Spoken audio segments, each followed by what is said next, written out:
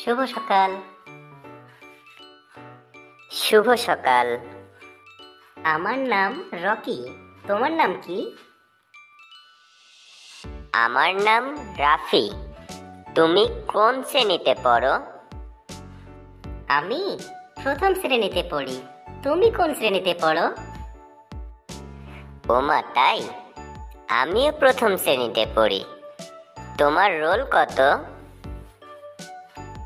আমার রোল 1। তোমার রোল কত?